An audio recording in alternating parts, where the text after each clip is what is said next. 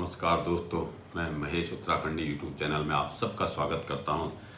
मित्रों, आज हम फिर एक ऐसे महापुरुष के बारे में चर्चा करने जा रहे हैं जिनकी आज हम जयंती के अवसर पर इंजीनियर्स डे मनाते हैं। और मैं सभी अपने प्रदेश के, राष्ट्र के और क्षेत्रीय सारे हमारे इंजीनियर्स, अभियंतागण जो किसी भी स्तर पर कार्य कर रहे हैं उनको मैं अपनी ओर से बधाई देना चाहता हूँ, शुभकामनाएँ देता हूँ।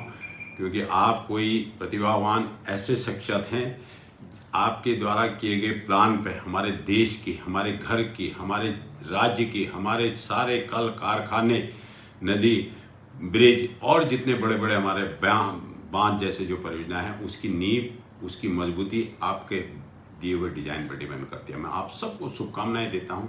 और आज हम ऐसे महापुरुष की जयंती मना रहे हैं। मैं बड़ा गर्व होता है, हमें ऐसा लगता है कि जब हम किसी महापुरुष के बारे में बताते हैं तो उसके कुछ अंश हमारे अंदर भी आ रहे हैं। उन पर जरूर हमें चर्चा करनी चाहिए, बात करनी चाहिए। उससे निश्चित तौर पर हमें एक मार्गदर्शन मिलता है।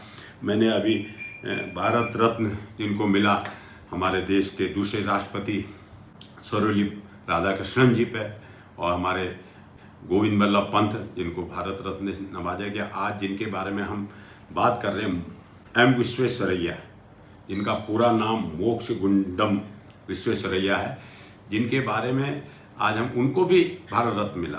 दोस्तों, भारत रत्न कोई भारतवर्ष का सबसे बड़ा सम्मान है और ये इतनी आसानी से नहीं मिलता।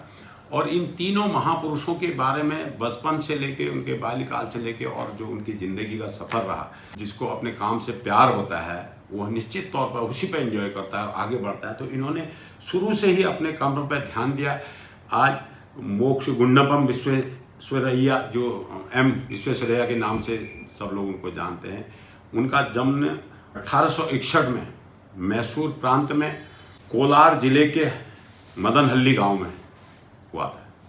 और उनके पिता पंडित श्रीनिवास जो पेशे से वैद्य थे, और माता उनकी जो है बैंक चम्मा उनका, और वो एक धार्मिक महिला थी, गृहिणी थी।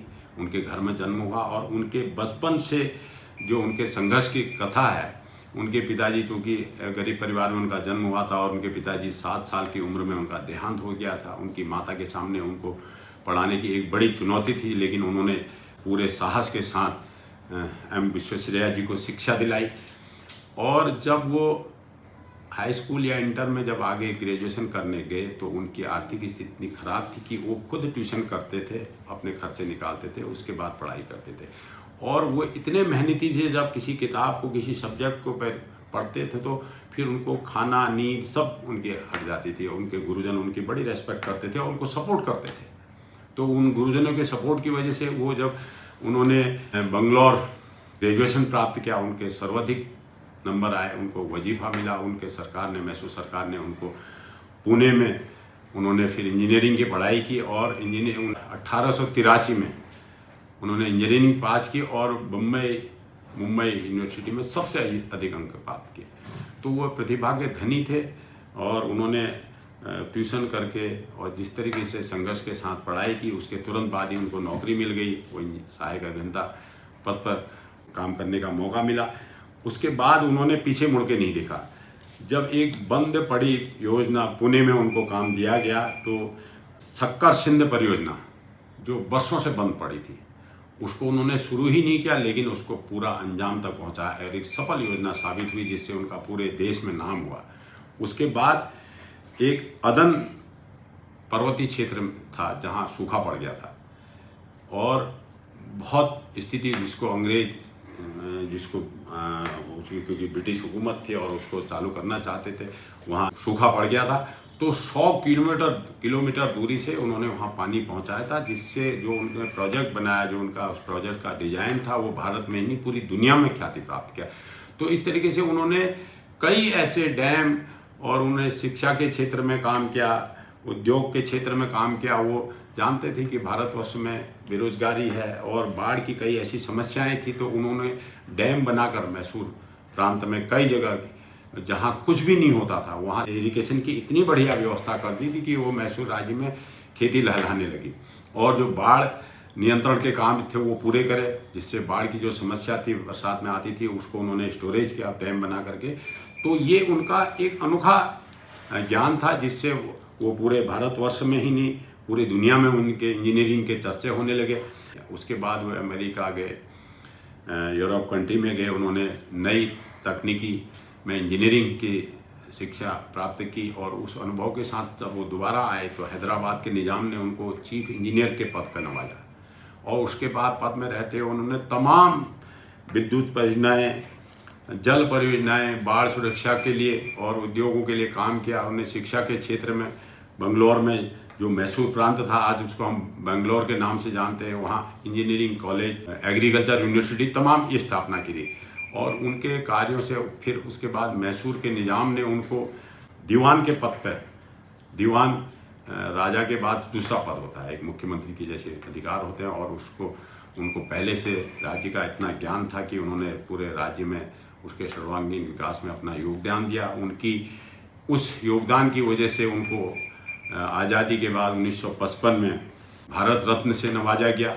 और उनके 1961 में जब उनको 100 वर्ष पूरे हो गए थे, वो 100 वर्ष पूरे 101वें साल में मरे, वो उनके नाम से जो है डाक टिकट जारी किया। और उसके बाद उनके मरणोपरांत सबसे पहले देश के सारे अभियंतागणों के चाहते थे कि उनके जन्मदिन को, उनकी जयंती को इंजीनियर्स डे के रूप में मनाए। तो 1966 के में सबसे पहले इंजीनियर्स डे मनाया गया। उसके बाद आज तक लगातार हम इंजीनियर्स डे बनाते हैं। तो मैं आप सबको पुनः शुभकामनाएं देता हूं।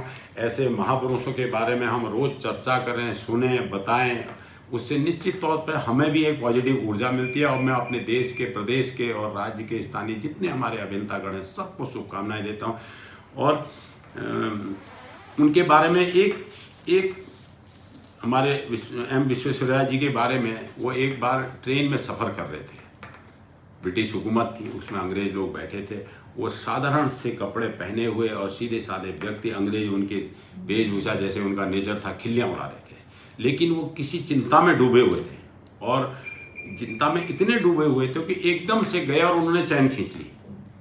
और वो अंग्रेज लोग बड़े, ट्रेन रुक गई, बड़े नाराज हुए, तुमने चैन क्यों खींच ली। उसके बाद गार्ड आया, उसने कहा भाई आपने चैन क्यों खींची। तो बोले मुझे ऐसा लगता है कि आगे रेल की पटरी उखड़ी हुई है और दुर्घटना हो सकती है। तो उन्होंने कहा आपको ऐसे कैसे पता चल गया।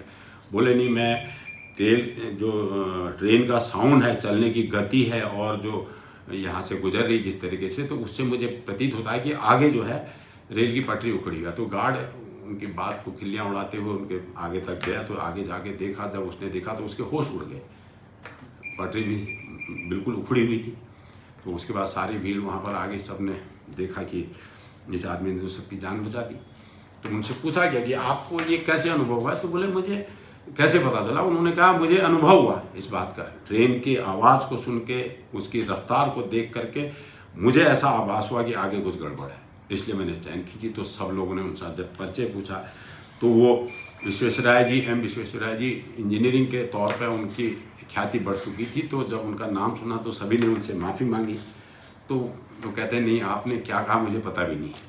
तो माफ़ी मांगने का तो कोई मतलब ही नहीं होता। तो ऐसी प्रतिभा के धनी थे। मैं उनके जयंती के अवसर पर पुनः आप सबको शुभकामनाएं देता हूँ। जय हिंद, धन्यवाद, नमस्कार।